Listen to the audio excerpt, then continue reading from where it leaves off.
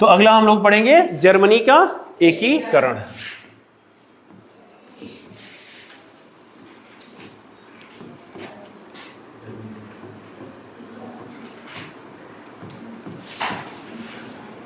Germany का एकीकरण।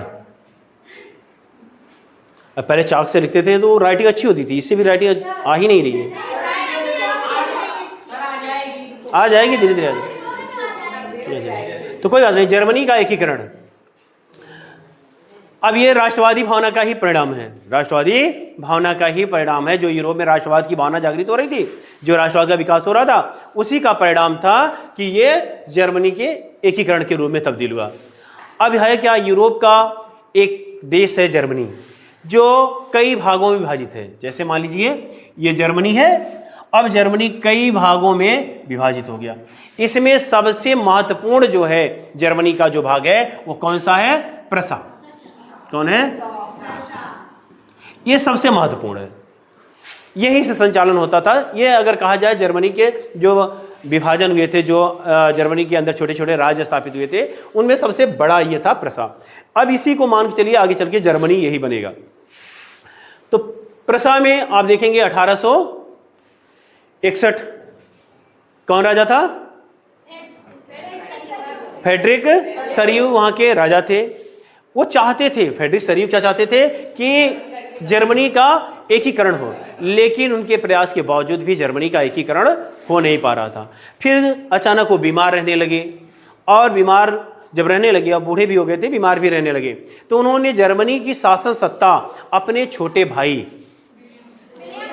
William प्रथम को सौंप दी। किसको? विलियम प्रथम को। विलियम प्रथम को सौंप दी। विलियम प्रथम जब 1862 में, तो जब वहां के राजा बने तो इन्होंने काफी प्रयास किया। इन्होंने सोचा, चूंकि इनकी आर्थिक स्थिति दयनीय हो गई थी, तो इन्होंने सोचा कि पहले कर बढ़ा दिया जाए जिससे थोड़ी आर्थिक स्थिति सही हो। लेकिन जनता ने विरोध किया, जो उसकी संसद थी या जो उनकी सभा थी उसने विरोध किया, लेकिन ये कर नहीं बढ़ा सके। बहुत फिर प्रयास इन्होंने किया कि जर्मनी का एकीकरण हो जाए, हमारा पूरा जर्मनी एक हो जाए, लेकिन ये साल भर मेहनत किए, प्रयास किए, लेकिन इन्हें भी सफलता नहीं मिल रही। फिर इन्होंने ऑटो वन बिस्मार्क नामक एक व्यक्ति को, किसको? Auto von Bismarck. Auto von Bismarck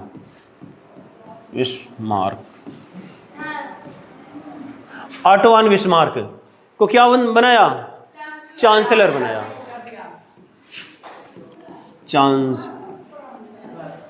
chancellor बनाया। कहां का? प्रसा का चांसलर बनाया। प्रसा का चांसलर नियुक्त होने के बाद क्या हुआ? सबसे पहले यह देखा कि जर्मनी के एकीकरण में किन किन चीजों से समस्या आ रही है, किन कारणों से जर्मनी का एकीकरण नहीं हो पा रहा। तो जब इन्होंने देखा तो इसमें दो महत्वपूर्ण कारण आए। सबसे पहले कि जर्मनी पर ऑस्ट्रिया का प्रभाव है। जर्मनी के कई राज्यों पर किसका प्रभाव है? ऑस्ट्रिया का प्रभाव है। और दूसरा कारण है कि जर्मनी के भी छोटे छोटे राजा जो हैं, छोटे छोटे, वो विभाजित करके अपना स्वतंत्र राज्य चला रहे हैं जर्मनी के अंदर ही। अब इन्होंने देखा कि सबसे पहले हमें क्या करना चाहिए? ऑस्ट्रिया को रोकना है, और उसके बाद जो हमारे छोटे छोटे राजा हैं जो जर्मनी में अपने आप स्वतंत्र हो चुके हैं, जो स्वयं शासन चला रहे हैं, इन सबको सम्मिलित करके एक जर्मनी का निर्माण करना है। अब इसके लिए ऑटो वन बिस्मार्क ने सबसे पहले क्या किया? बिस्मार्क ने किया सबसे पहले लौह एवं रक्त की नीति का अनुसरण किया। किसका? लौह एवं रक्त की नीति। लौह एवं रक्त की नीति, लौह एवं रक्त की नीति का अनुसरण किया। एक नंबर पूछा भी जाता है कि लौह एवं रक्त की नीति किसने अपनाई थी, या बिस्मार्क की नीति कौन सी थी? तो इसमें कौन सी है? लौह एवं रक्त की नीति का अनुसरण किया था। इसका मतलब होता है कि युद्ध करना, बिना युद्ध के जर्मनी का एकीकरण नहीं हो सकता है। लेकिन इसके लिए ऐसा तो है नहीं कि चांसलर बने और सीधा सेना का गठन किया और ऑस्ट्रिया पे आक्रमण कर दिया जाए, क्योंकि ऑस्ट्रिया एक शक्तिशाली राज्य है। और इतना ही नहीं, ऑस्ट्रिया का मित्र कौन है? फ्रांस है। तो ऑटो वन बिस्मार्क ये भी सोच रहे हैं कि अगर हम ऑस्ट्रिया पे आक्रमण करते हैं तो फ्रांस उसका मित्र है, वो भी उसका साथ देने लगेगा। तो वैसे ही हम अभी कमजोर हैं, दोनों मिलके कूटेंगे तो फिर तो और समस्या खड़ी हो जाएगी। तो इसने भी कूटनीति का सहारा लिया। किसने? ऑटो वन बिस्मार्क ने। इसने भी कूटनीतिक चाल चली। इसने भी कहा कि हम भी मित्र बनाएंगे, बिना मित्रता किए कभी भी जर्मनी का एकीकरण नहीं हो सकता। तो इसी उद्देश्य से ऑटो वन बिस्मार्क सबसे पहले कहाँ जाते हैं? रूस जाते हैं। कहाँ? रूस। जब रूस में गए तो वहां पर वहां के जो शासक, जारशाही वंश उस समय शासन कर रहा था, तो जो जारशाही शासक थे उनको अपना मित्र बनाया, अपनी तरफ मिलाया। और उन्हें मिलाने के बाद जो जारशाही सेना के जो बड़े बड़े अधिकारी थे, उन अधिकारियों को भी अपनी ओर मिलाया कि देखिए हम सब मित्र हो चुके हैं और आपस में भी नहीं लड़ेंगे। अगर कहीं हमारा किसी से और युद्ध होता है तो हम भी आपका साथ देंगे और आप भी हमारा साथ दीजिएगा। जब उनमें इस तरह से मैत्री संबंध स्थापित हो गए तो फिर वापस जब रूस से वो जर्मनी वापस लौटे, अब इनके पास भी एक अच्छा खासा एक शक्तिशाली राष्ट्र मित्र बन चुका था। तो अब इन्होंने सोचा कि अगर अब हम ऑस्ट्रिया पर अगर आक्रमण करते हैं तो हमारा मित्र कौन? रूस हमारा साथ देगा। अगर ऑस्ट्रिया का साथ फ्रांस देगा तो तब इन्होंने किसके ऊपर आक्रमण किया? ऑस्ट्रिया के ऊपर आक्रमण किया और युद्ध हुआ। उस युद्ध में ऑटो वन बिस्मार्क विजयी हुए, इन्हें विजय प्राप्त हुई। और जिन क्षेत्रों पर, जर्मनी के जिन क्षेत्रों पर ऑस्ट्रिया का अधिकार था, वह किसके अधिकार में आ गया? ऑटो वन बिस्मार्क के अधिकार में आ गया। अब जब ऑटो वन बिस्मार्क के अधिकार में आ गया तो उन्होंने उस क्षेत्र को, जो प्रसा था ना, इस प्रसा का विस्तार हुआ, काफी ज्यादा क्षेत्र उसके हाथ लगा। अब यह बढ़कर एक जर्मनी, मुख्य रूप से कौन, जिस राज्य को क्या घोषित कर दिया गया? जर्मनी। अब जब जर्मनी हो गया तो इसने अब दूसरा इसने देखा कि जो छोटे छोटे राज्य हैं, अच्छा उसी समय एक युद्ध हो रहा था। कौन सा? क्रीमिया का युद्ध। क्रीमिया के युद्ध में ऑटो वन बिस्मार्क ने हिस्सा ही नहीं लिया, इसने भाग ही नहीं लिया। कहा दूसरे लोग लड़ेंगे, कटेंगे और कमजोर होंगे तो हम ऑटोमेटिक शक्तिशाली बन जाएंगे। और जब इन्होंने भाग नहीं लिया तो इनका मित्र राष्ट्र रूस वो और ज्यादा खुश हुआ। जब वो खुश हुआ तो अब इन लोगों को अब शक्तिशाली होने में देर नहीं थी, भी मजबूत होने लगे। और जब इन लोगों ने भाग नहीं लिया तो ऑस्ट्रिया के तो ये पहले ही पराजित कर चुके थे। फ्रांस से भी इनका युद्ध हुआ, फ्रांस को भी बाद में जर्मनी ने पराजित कर दिया। उसका जो प्रभाव था जर्मनी पर कुछ हिस्सों पर, वो भी इनके हाथ लगा, ये और बड़ा राज्य हुआ। फिर इसके बाद जो जर्मनी के अंदर ही जो छोटे छोटे राज्य थे, उनको किसी को प्रेम से मिला लिया और किसी को कूट करके मिलाया। बहुत सारे ऐसे लोग हैं जो बिना कूटे मानते ही नहीं हैं, उनकी आदत ही ऐसी हो जाती है।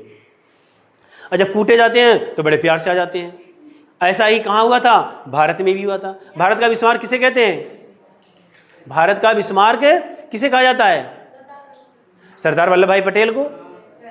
पीछे बैठे हो तो इसका मतलब मैं तो आपकी हरकतें नहीं देख रहा हूं, ये मत सोचना, हम देख रहे हैं यहां से। देख लो यार, फिर बाद में लड़ लेना।